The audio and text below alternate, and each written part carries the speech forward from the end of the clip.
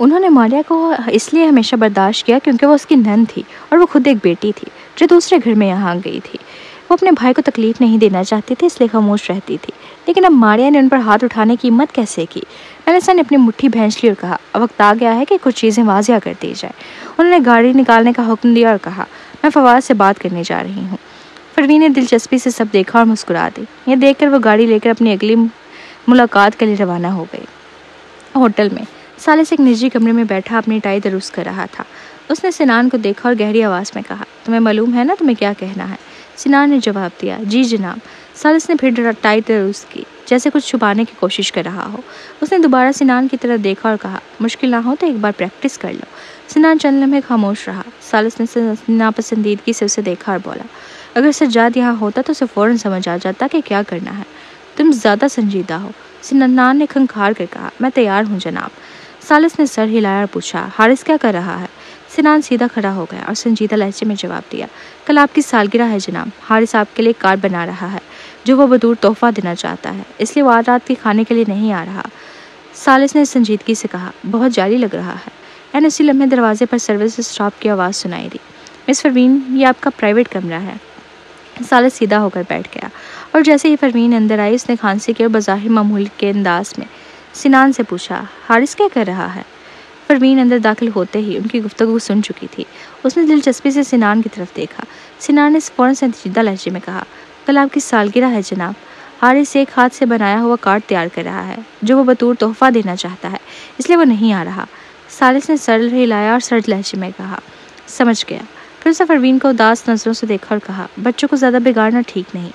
پروین میز پر کونہی ٹکا کر اپنے ہاتھوں پر ٹھوڑی رکھ کر بولی، کیا واقعی حارث آپ کو تحفہ دیتا ہے؟ ثالث نے سر ہلایا، ہاں ہر سال۔ پروین کو حسد ہونے لگا، شمائل نے اسے کبھی کوئی تحفہ نہیں دیا سوائے بے شمار خوشامد کے۔ اس نے حسد بڑے انداز میں ثالث کی طرف دیکھا اور مسکرا کر کہا، کیا میں آپ کی سالگرہ کی تقریب میں آ سکتی ہوں؟ ثالث نے سنجیدگی سے کہا، بالکل، آپ اپنی بیٹی کے ساتھ آ سکتی ہو۔ پروین کی آنکھوں میں چمک آئی، ٹھیک ہے، کہ ثالث کو شمائل کا سالگرہ کا تحفہ پسند آئے گا۔ ریسٹورانٹ کے عملے نے جلد ہی کھانے کی سروس شروع کر دی۔ اگرچہ وہ طالبی ریسٹورانٹ میں تھے لیکن کھانا حیرت انگیز طور پر چھوٹی پلیٹوں میں پیش کیا جا رہا تھا جیسے پچھلی بار ہوا تھا۔ میز پر رکھی بے شمار چھوٹی پلیٹوں کو دیکھ کر پروین کی آنکھیں بار بار جھپکنے لگیں۔ یہ کیا مذاق تھا؟ بوڑھے سے بڑی پروین نے بے دلی سے کانٹا پکڑا اور آہستہ آہستہ کھانے کے لیے لقمے لینے لگی۔ اس کے سامنے بیٹھے ثالث کے لبوں پر ہلکی سی مسکراہٹ نمودار ہوئی۔ اس نے کہا، مس پروین، کھانے کو اچھی طرح چبائیں اور آہستہ کھائیں۔ اگر آپ بہت تیزی سے کھائیں گی تو یہ آپ کی صحت کے لیے اچھا نہیں ہوگا۔ لیکن کوئی اتنا آہستہ کیسے کھا سکتا تھا؟ کچھ پلیٹوں میں تو صرف 2 کھیرے کی پٹیاں ہی رکھی ہوئی تھی۔ پروین کو شک ہوا کہ ثالث یہ سب جان بوجھ کر کر رہا ہے۔ آخر جب وہ یہاں آ رہی تھی تو اس نے دیکھا تھا کہ حال میں موجودہ باقی تمام کھانے والے عام سائز کی پلیٹیں استعمال کر رہے تھے۔ اس نے کانٹے سے پیالے میں موجود پاستا کو ہلایا اور بے دلی سے ایک لقمہ منہ میں ڈال لیا۔ جب ثالث نے دیکھا کہ وہ کتنی بیزار ہے تو اس نے کوئی گفتگو چھیڑنے کا فیصلہ کیا۔ مس پروین، آپ کو کیسے معلوم ہوا کہ مستقبل میں ریئل اسٹیٹ انڈسٹری زیادہ اچھی نہیں چلے گی؟ پروین نے پاستا نکلا اور سلاد کے پیالے سے سبزی کا ایک ٹکڑا کانٹے سے اٹھایا، تبھی اس نے جواب دیا، کیا یہ بات مجھے آپ نے نہیں بتائی تھی مسٹر ثالث؟ ثالث نے ابرو اٹھائے، پھر اس نے پروین کو کہتے سنا، میں نے سنا ہے کہ لوئس نے پہلے مہدی سے رابطہ کیا تھا لیکن مہدی نے انکار کر دیا تھا۔ ثالث نے ہلکا سا کہکا لگایا اور جواب دیا، لیکن باہر کے لوگ تو یہ بھی کہہ رہے ہیں کہ میں نے اپنے بیٹے کی وجہ سے محض غصے میں آ کر اس پیشکش کو ٹھکرا دیا۔ پروین نے پلکیں چھپکائی۔ اس نے ایک ہاتھ میز پر رکھا اور دوسرے ہاتھ سے آہستہ سے سبزی کا لقمہ منہ میں ڈال لیا۔ اگر مسٹر مہدی موڈ کے مطابق کاروبار کرتے تو مہدی کارپوریشن آج اس مقام پر نہ ہوتی۔ آپ ہمیشہ کاروبار کی اچھی سوجھ بوجھ رکھتے ہیں۔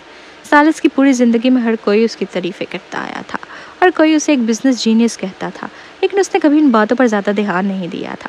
مگر جب پروین نے اتنی لاپرواہی سے کہا کہ وہ ہمیشہ کاروبار میں درست نظریہ رکھتے ہیں تو خود کو غیر معمولی طور پر خوش محسوس کرنے لگا۔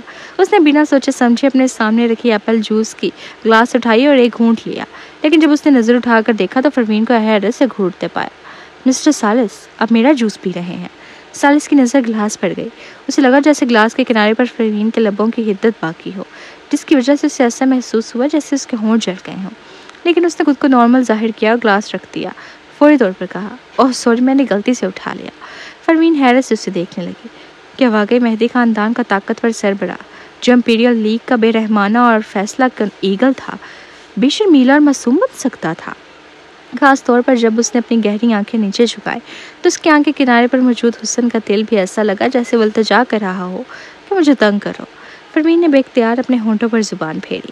اچانک ماحول میں رومانویت سی آ گئی اور ہوا بھی کسی حد تک بوجھل اور گھنی محسوس ہونے لگی۔ کھانے کے بعد دونوں ایک ساتھ کار پارک کی طرف چل پڑے۔ جب وہ ریسٹورینٹ کے مرکزی ہال سے گزر رہے تھے پروین نے ٹٹولتی ہوئی نظر محسوس کی۔ اس نے فوراً اندر دیکھا لیکن وہاں اسے بس ایک ہری بھری بیلوں سے بھری دیوار نظر آئی جو آگے کے منظر کو ڈھانپ رہی تھی۔ ہلتی ہوئی بیلوں کے پیچھے روشنی کے دھندلے سائے میں اسے ایک سفید سوٹ میں ملبوس شخص نظر آیا جو خاموشی سے مینو دیکھ رہا تھا۔ یہ محض ایک وہمہ لگا لیکن پروین کی بھویں سکڑ گئیں۔ اسے کسی وجہ سے عجیب سا احساس ہوا جیسے کوئی خطرہ منڈلا رہا ہو، لیکن اس نے اس خیال کو جھٹک دیا اور سالس کے ساتھ پارکنگ کے لاٹ کی طرف بڑھ گئی۔ پروین نے پوچھا، آپ کے سالگرہ کی تقریب کہاں ہوگی مسٹر سالس؟ سالس نے ایک ایڈریس بتایا جو وہ جگہ تھی جہاں وہ اور اس کا بیٹا حارث اس وقت رہ رہے تھے۔ پروین نے سر ہلایا۔ میں کل دوپہر وہاں آ جاؤں گی۔ سالس نے بھی ہلکی مسکراہٹ کے ساتھ سر ہلایا۔ کل ملاقات ہوگی۔ جب پروین اپنی گاڑی میں بیٹھ کر روانہ ہو گئی تو سالس وہیں کھڑا رہا۔ اس کا باڈی گارڈ سنان بولا، اگر مس پروین تحفہ لے کر نہ آئیں تو پھر؟ سالس نے بڑے اعتماد لہجے میں کہا، یہ ناممکن ہے۔ رات کو جب پروین نے سونے کے لیے لیٹنے کی کوشش کی تو اس نے اپنے موبائل پر ایک ریکارڈنگ چلائی۔ اس کی ماں کی آواز ابھری، پروین جب تم یہ سنو گی تب تک میں اس دنیا میں نہیں ہوں گی۔ یاد رکھنا اپنی صلاحیتوں کو مت ظاہر کرنا۔ جب تک تم خود کو مضبوط رکھنے کے لیے کافی طاقتور نہ ہو جاؤ تب تک کام پر نہیں رہو ورنہ تمہاری زندگی خطرے میں پڑ جائے گی۔ پروین نے آنکھیں سکڑ کر خلا میں گھورا۔ کچھ دیر بعد اس نے ایئر فون اتارے اور آنکھیں بند کر لیں، لیکن اس کے ذہن میں بار بار وہ سفید سوٹ میں ملبوس شخص کا دھندلا عکس ابھرنے لگا۔ اگلی صبح پروین دوپہر کے قریب اٹھی۔ ناشتہ کرنے کے بعد اس نے شمائل سے کہا، تیار ہو جاؤ، ہم تمہارے والد کی سالگرہ منانے جا رہے ہیں۔ شمائل حیرت زدہ تھی، ہو گئے، کیا واقعی مجھے وہاں لے جا رہی ہیں ممی؟ پروین مسکرائی، ہاں بالکل۔ شمائل نے پلکیں چپکائی اور پوچھا، ممی کیا مجھے بھیس بدلنے کی ضرورت ہے؟ اس کے سوال پر پروین کچھ لمحوں کے لیے خاموش ہو گئی۔ اصل میں وہ شمائل پر کچھ میک اپ کرنا چاہتی تھی تاکہ کوئی اسے پہچان نہ سکے، مگر جب اس نے گزشتہ رات کے کھانے کے دوران سالس کو لمحے شرماتے دیکھا تھا، جب اسے احساس ہوا کہ وہ غلطی سے پروین کا جوس پی چکا ہے تو اسے لگا کہ شاید اتنا خوفناک بھی نہیں ہے نا؟ اس کے علاوہ گزشتہ رات جو بے چینی کا احساس اسے ہوا تھا اس نے پروین کو یہ جاننے پر مجبور کر دیا کہ آخر خطرے کا اصل ماخذ کیا ہے اور اس کی ماں نے مرنے سے پہلے وہ الفاظ کیوں کہے تھے۔ پروین کو مبہم سا احساس ہو رہا تھا کہ اس کی غیر ازدواجی حمل کی کہانی اس کی ماں کے ساتھ ہونے والے واقعے سے کسی نہ کسی طرح جڑی ہوئی ہے۔ اس واقعے کے بعد اس نے کچھ تحقیقات کی تھی۔ اسے یاد نہیں پڑتا تھا کہ وہ کبھی بھی سالس سے ملی ہو۔ آخر وہ حاملہ کیسے ہوئی؟ یہ خود ایک معمہ تھا۔ سچ کہوں تو سالس سے حقیقت چھپانے کا کوئی فائدہ نہیں تھا، اس لیے پروین نے سوچا کہ اسے اس سے صاف صاف بات کرنی چاہیے۔ جہاں تک سالس کے اس رویے کا تعلق تھا کہ وہ حارث کی ماں سے سخت نفرت کرتا تھا، اس میں یقینی طور پر کوئی غلط فہمی شامل تھی۔ پروین ایک ضابطوں اور حقیقت پسند شخصیت کی مالک تھی۔ اگر سب کچھ وضاحت کے ساتھ سامنے رکھ دیا جائے تو سب کچھ ٹھیک ہوگا۔ یہ سوچ کر پروین نے جواب دیا، نہیں کوئی ضرورت نہیں۔ شمائل کی آنکھیں چمک اٹھیں، سچ میں؟ ہاں واقعی، یہ تو زبردست ہے۔ شمائل نے اپنا موبائل اٹھایا اور بولی، میں حارث کو بتانے جا رہی ہوں کہ ہمارا خاندان جلد ہی دوبارہ ایک ہو جائے گا۔ جب ننھی شمائل خوشی سے بھاگنے لگی تو پروین نے اچانک پوچھا کہ تم نے پاپا کے لیے سالگرہ کا تحفہ تیار کیا ہے؟ شمائل رکی اور مڑ کر بولی، کیا بچوں کو بڑوں کے لیے تحفہ تیار کرنا ہوتا ہے؟ یہ وہی شمائل تھی جو ہمیشہ کہتی تھی کہ وہ 3 سال کی نہیں ہے۔ جیسے ہی پروین نے یہ سوچا شمائل مسکراتے ہوئے کہنے لگی، فکر نہ کریں ممی، میں نے کافی پہلے سے اس کی تیاری کر رکھی ہے۔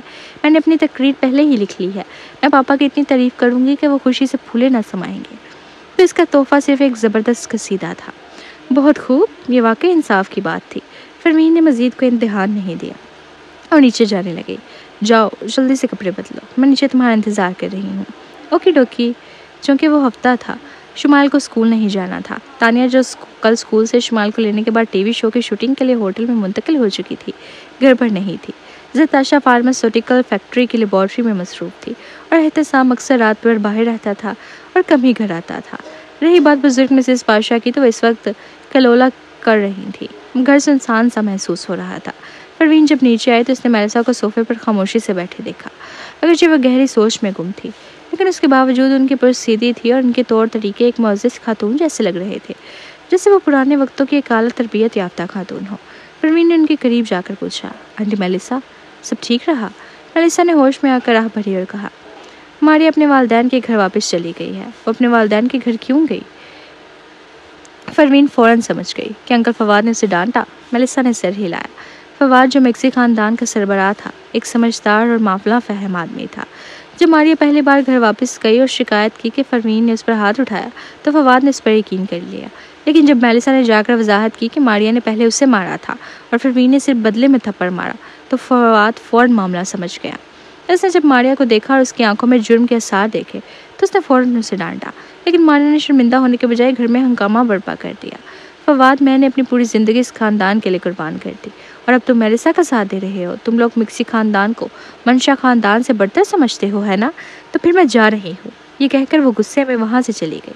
اچانک دروازے کے باہر قدموں کی آواز آئی اور ایک نوکر نے اعلان کیا، مسز مکسی آ گئی ہیں میڈم۔ جیسے ہی ماریا اندر داخل ہوئی وہ غصے سے بھری ہوئی تھی، لیکن جب اس نے پروین کو وہاں کھڑے دیکھا تو ایک لمحے کے لیے رکی، پھر وہ میلیسا سے کچھ فاصلے پر کھڑی ہو کر چلائے، شاندار! تمہاری یہی کوشش تھی کہ ہمارا خاندان بکھر جائے، ہے نا؟ میلیسا نے سنجیدگی سے کہا، ماریا، کہ تم نے اپنی غلطی تسلیم کر لی۔ ماریا اور بھی زیادہ غصے میں آ گئی۔ میں نے کون سی غلطی کی ہے؟ پھر وہ طنزیہ مسکراہٹ کے ساتھ بولی، تم نے اور فواد نے ہمیشہ مجھے حقیر سمجھا ہے نا، لیکن اب دیکھو، فواد نے لوئس کے ساتھ کاروباری معاہدہ ٹھکرا دیا ہے اور منشا خاندان نے وہی معاہدہ حاصل کر لیا ہے۔ ہم نے وہ سرمایہ کاری خرید لی ہے۔ میلیسا حیرت سے بولی، کیا؟ ماریا نے فخری انداز میں کہا، تم نے بس مجھے نیچا دکھانے کے لیے فواد کو سرمایہ کاری کرنے سے روک دیا اور نتیجتاً ہم نے وہی معاہدہ حاصل کر لیا۔ جب منشا خاندان امیر ہو جائیں گے تب تم اور فواد دیکھنا، تمہیں مجھ سے رحم کی بھیک مانگنی پڑے گی۔ یہ کہہ کر ماریا فخری انداز میں وہاں سے چلی گئی اور میلیسا اور پروین ایک دوسرے کو خاموشی سے دیکھنے لگے۔ اسی لمحے سیڑھیوں سے قدموں کی آواز سنائی دی اور ننھی شمائل نیچے دوڑتی ہوئی آئی۔ اس نے اپنی ننھی باہیں پھیلائی اور خوشی سے چیخی، ممی، میں تیار ہوں، اب ہم پاپا کے پاس جا سکتے ہیں۔ پاپا؟ میلیسا حیران رہ گئی، کون سا پاپا؟ پروین نے صاف گوئی سے جواب دیا، شمائل کے والد۔ میلیسا مزید الجھ گئی، وہ نیو یارک میں ہے؟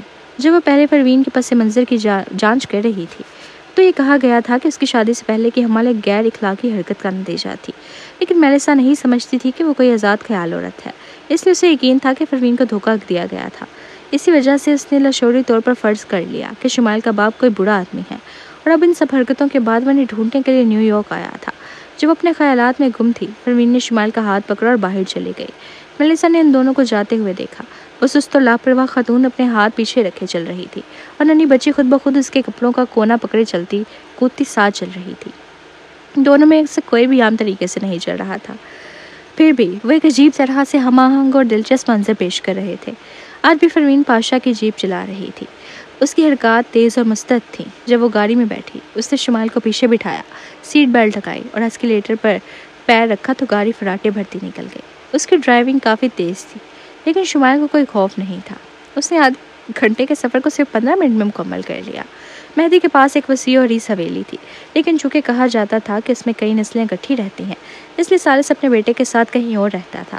جلد ہی پروین کی گاڑی گارڈ ہاؤس میں پہنچی۔ عام طور پر مہمانوں کو وہاں اپنی رجسٹریشن کروانی پڑتی تھی، لیکن جیسے ہی اس نے گاڑی آہستہ کی، گارڈ فوراً بولا، مس پروین، مسٹر سالس نے پہلے اطلاع دے دی کہ آپ آ جا رہی ہیں، براہ کرم آگے بڑھے۔ پروین نے حیرانی سے بھویں اٹھائیں۔ اس کی آنکھوں میں چمبا جھلک رہا تھا۔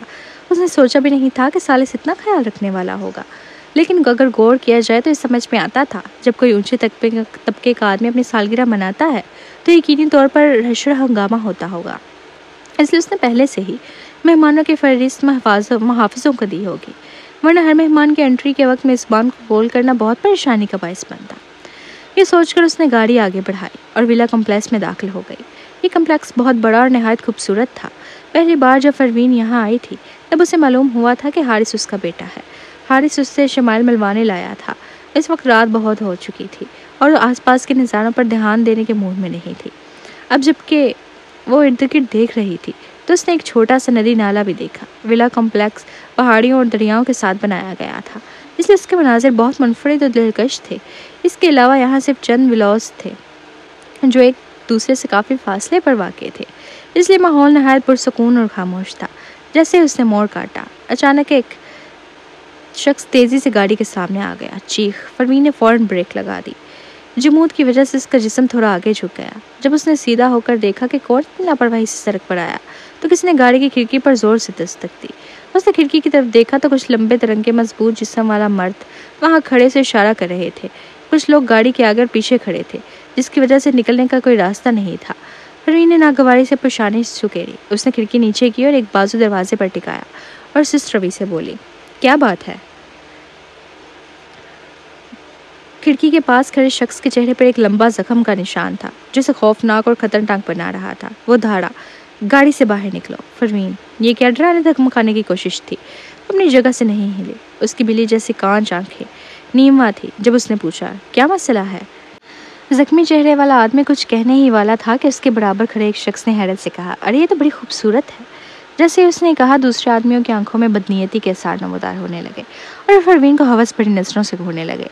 زخمی چہرے والے شخص نے بھویں چڑھائی اور آہستہ سے بولا، ہمارا ہدف مہدی کا چھوٹا بچہ ہے، کوئی غیر ضروری مسئلہ مت پیدا کرو۔ اگر عورتوں کی اتنی ہی خواہش ہے تو کام مکمل ہونے کے بعد جتنی چاہو لے لینا۔ وہ شاید ان کا لیڈر تھا، اس کے حکم پر باقی سب نے اپنی حرکات روک لی، لیکن پروین پر نظر جمائے رکھی۔ پروین نے ماتھے پر ٹیوری ڈالی اور پوچھا، کیا تمہارا نشانہ مہدی کا چھوٹا بچہ ہے؟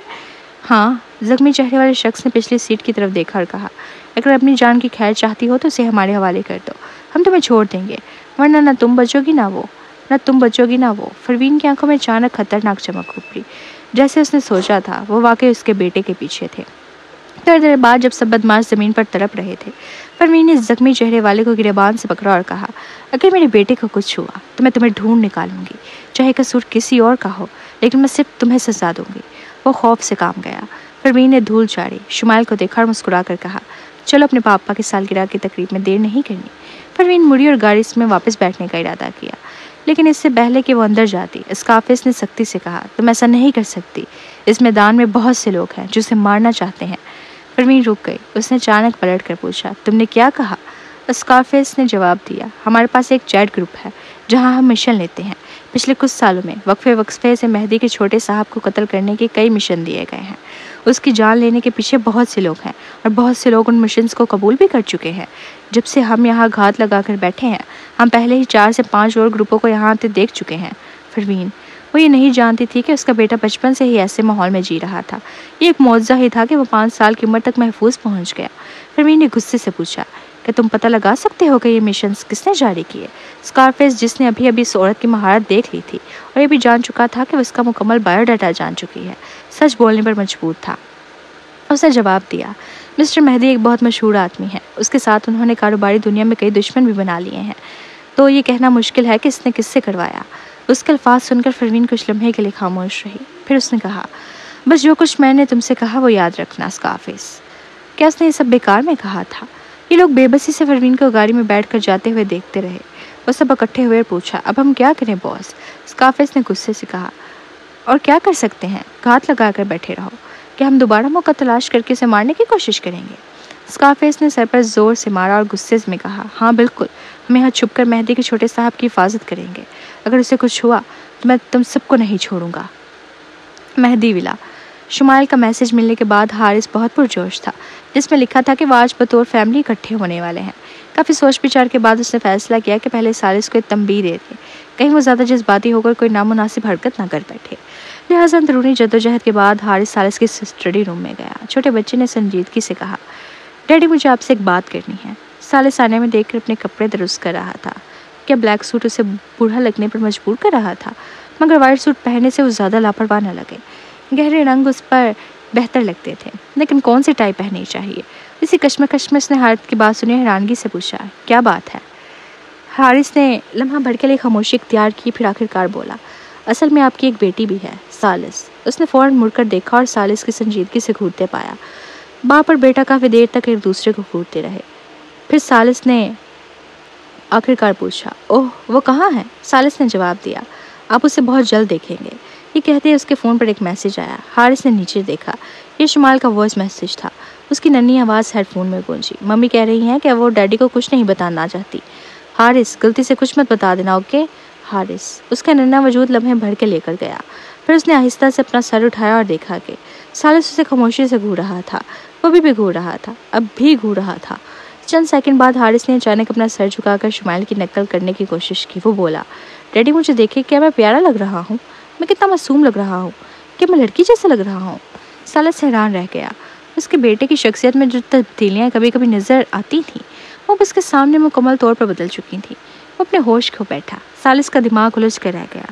اگر اسے ایموجی میں ظاہر کیا جاتا تو یقیناً 2 حصوں میں بڑا چہرہ ہوتا۔ حارث خاموشی سے مڑا اور وہاں سے چلا گیا۔ اس نے ایک لمبی سانس لی۔ زندگی بہت مشکل تھی۔ دروازے کی گھنٹی بجی۔ حارث کچھ کرنے ہی والا تھا کہ اس نے دیکھا کہ سالس تیزی سے دروازے کی طرف گیا، لیکن اس نے فوراً دروازہ نہیں کھولا۔ پہلے اس نے اپنے کپڑے درست کیے، پھر دروازہ کھولا۔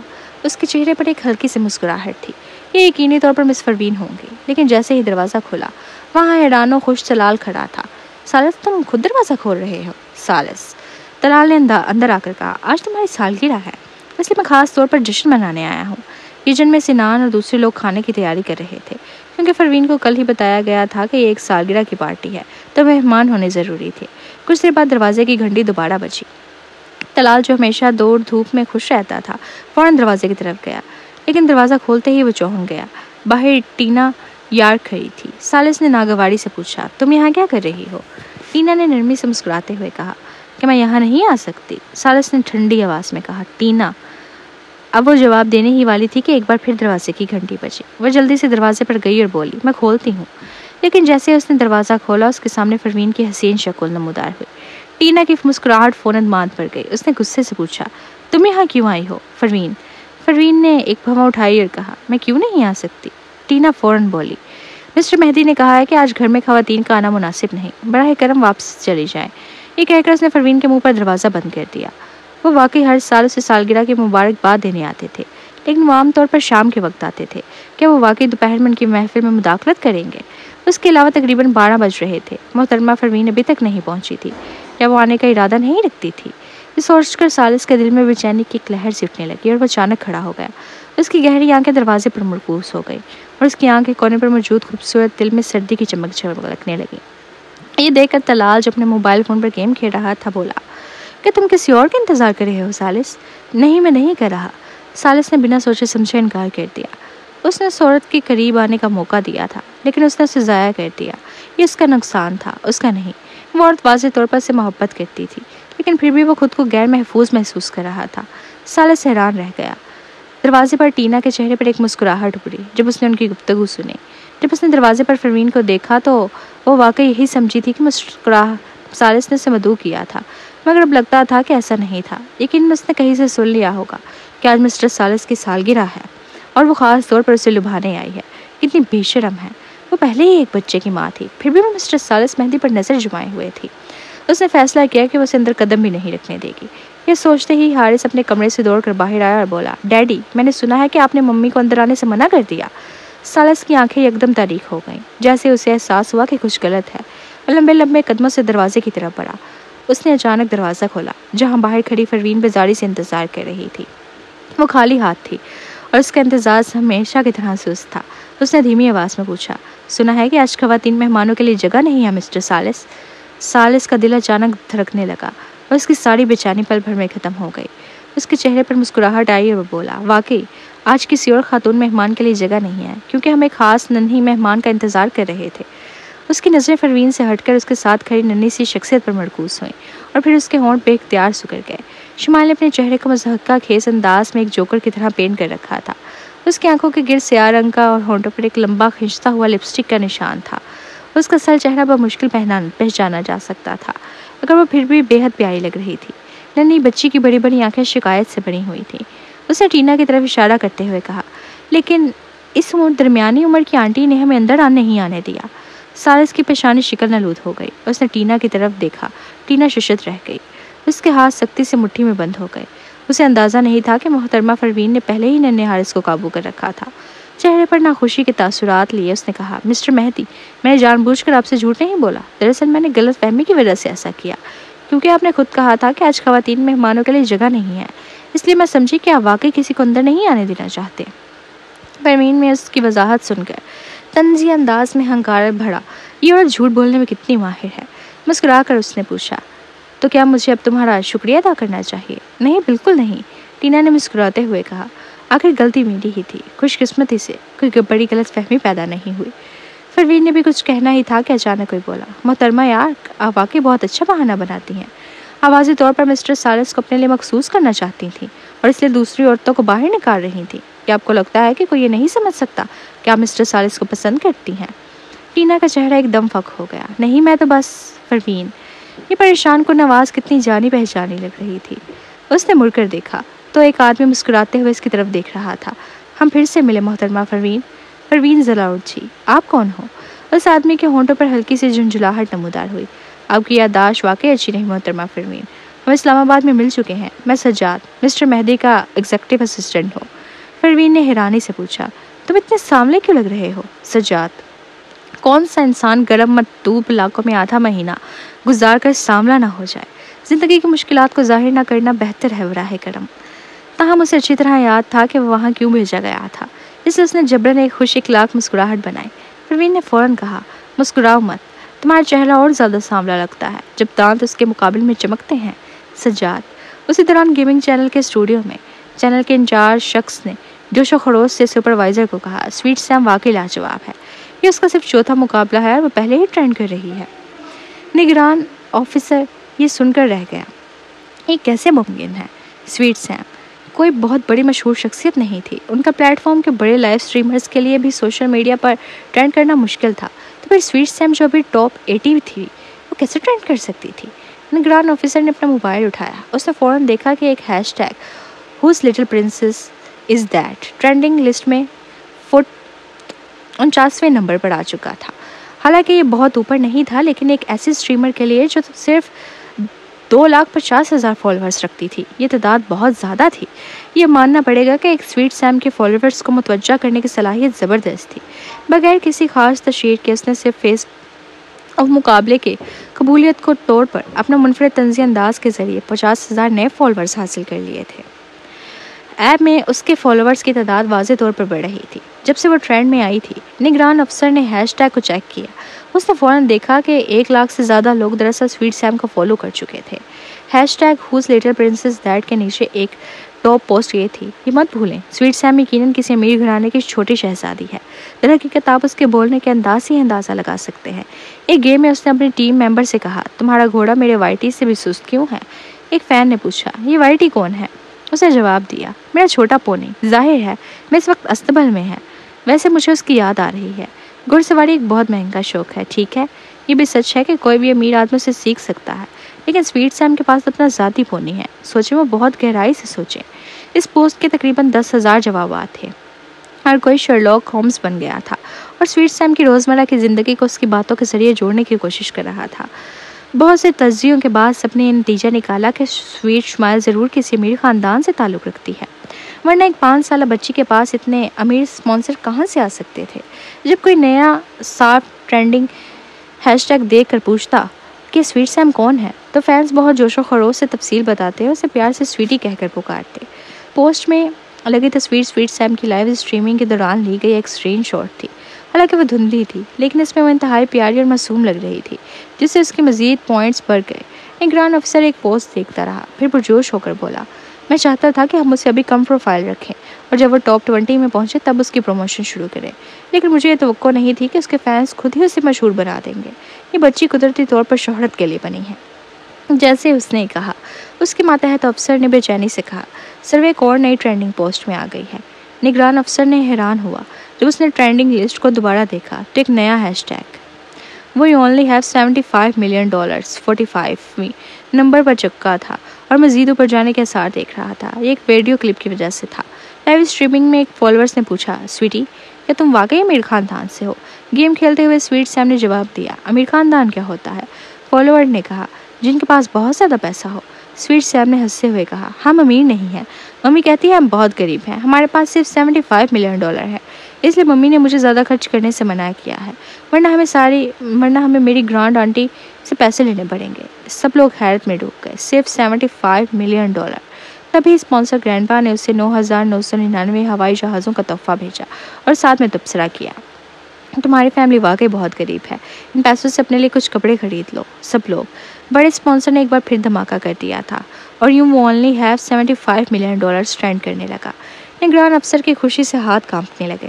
اس نے فوراً اپنے ماتحت افسر کو حکم دیا تمام متعلقہ سوشل میڈیا پلیٹ فارم سے رابطہ کرو اور اس پوسٹ کو ٹاپ 3 میں لے آؤ. ماتحت افسر ہنس کر بولا سمجھ گیا سر. बड़े स्पॉन्सर के तोहफे से मिलने वाले बोनस से ही कंपनी के लिए पोस्ट टॉप 3 में पहुंचाना मुमकिन हो चुका था।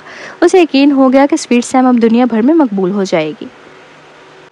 शुमाइल इस वक्त अपनी लाइव स्ट्रीमिंग में मसरूफ थी। सिर्फ इतना महसूस हो रहा था कि उसके स्ट्रीमिंग रूम में लोगों की तादाद बढ़ती जा रही है और सबके तबसरों का जवाब देने से कासिर थी। इसलिए इसने चैट को नज़रअंदाज किया और मुकम्मल तौर पर गेम पर ध्यान शुरू कर दिया। लाइव स्ट्रीमिंग ख़त्म होने के 2 घंटे बाद जब उसने अपने फॉलोअर्स की तादाद देखी तो वह हैरान रह गई।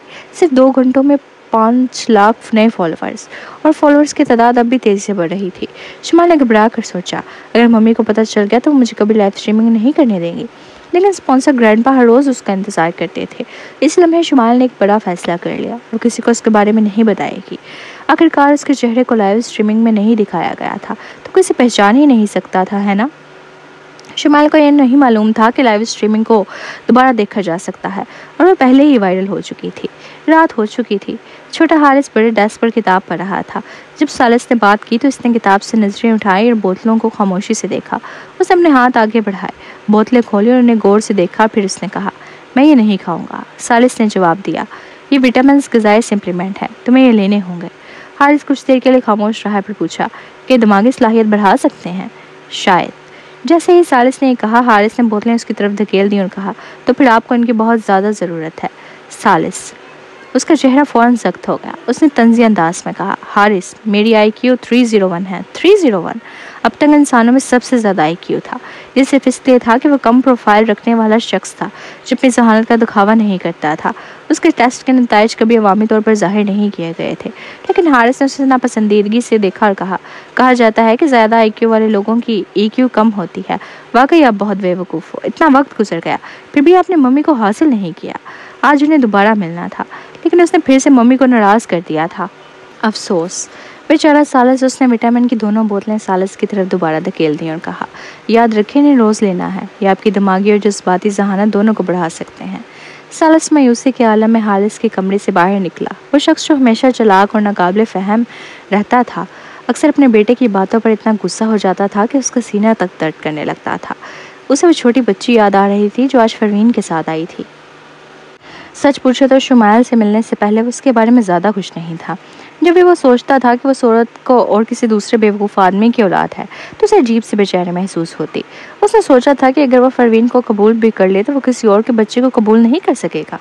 लेकिन पता नहीं क्यों जब उसने छोटे वजूद को देखा जिसका चेहरा एक जोकर की तरह पेंट किया गया था, उसकी मासूम सी नाजुक आवाज़ सुनकर ऐसा लगा जैसे वही उसका अपना बेटा हो। कि तमाम बच्चे अपने जुमलों के आखिर में हाँ लगाते हैं। फिर वो तारीफ़ों का ना ख़त्म होने वाला सिलसिला याद आया जो छोटे होंठों से निकाल रही थी। आप तो प्रिंस चार्मिंग से भी ज़्यादा खूबसूरत है, आपकी वजाहत तो दुनिया से बाहर है। ये जुमले आमतौर पर हद से ज़्यादा लगते हैं, मगर जब उसने कहे तो ये सुनने में अच्छे लगे। बाद में छोटे बच्चे ने बेसाख्ता उसका हाथ पकड़ लिया। बच्चे सब नरम और नाजुक होते हैं। वो चाहता था कि वो उसे हटा दे, लेकिन उसके बजाय उसने नरमी से उसका हाथ थाम लिया, ये सोचते हुए कि कहीं ज़ोर से पकड़ने पर वो उसे तकलीफ़ ना दे दे। जब वो सब कुछ सोचने लगा तो उसे महसूस हुआ कि शायद एक बेटी ज़्यादा प्यारी होती है। वो खुद को बुरा भला कहने लगा। आखिर वो अपने बेटे को दोबारा एक लड़की के रूप में देखने की ख्वाहिश क्यों कर रहा था? उसकी नज़रें विटामिन की 2 बोतलों पर जा पड़ी। आखिर में उसने हकीकत में उनसे कुछ गोलियां ली और खा लीं। रात 8 बजे लाइव स्ट्रीम ऐप के इंचार्ज शख्स ने सुपरवाइज़र को कॉल की जो अभी अभी घर पहुंचा था। सर, जल्दी से फेसबुक चेक करें। सुपरवाइज़र, जिसने अभी आराम लेने के लिए बैठना शुरू किया था, ने फ़ौरन फेसबुक खोली और देखा कि एक नया hashtag fantasy claims sweet Sam fake trend कर रहा था। फैंटासिया भी एक लाइव स्ट्रीमर थी, मगर वो गेमिंग चैनल्स में नहीं बल्कि एंटरटेनमेंट चैनल्स में थी। वो दावा करती थी कि वो एक अमीर ख़ानदान की लड़की है। उसकी लाइव स्ट्रीम में किसी ने स्वीट सैम के बारे में पूछा तो उसने फ़ौरन जवाब दिया, ओह स्वीट सैम, तुम लोग वाकई ये समझते हो कि वो कोई हकीकी शहज़ादी है। असली अमीरी ख़ानदान कभी अपनी 5 साल बच्चियों को आवाम के सामने नहीं लाते। मैं तो बहुत लड़ने झगड़ने के बाद लाइव स्ट्रीम कर पाई हूँ। उसके अल्फाज का मतलब था कि स्वीट सैम की कहानी झूठी है और ये बस एक कंपनी की जानिब से बनाई गई मार्केटिंग हिकमत अमली है। सुपरवाइज़र ने गुस्से से कहा, यह भी एक तरह का मशहूरी हासिल करने का हरबा है, मगर फैंटासिया हमेशा मकबूल मौज़ूआत पर अपना फ़ायदा उठाती है। उसे वार्निंग जारी करो। शुमाइल, जिसके बारे में बात हो रही थी, इस वक्त अपने कंबल में आराम से लिपटी हुई थी।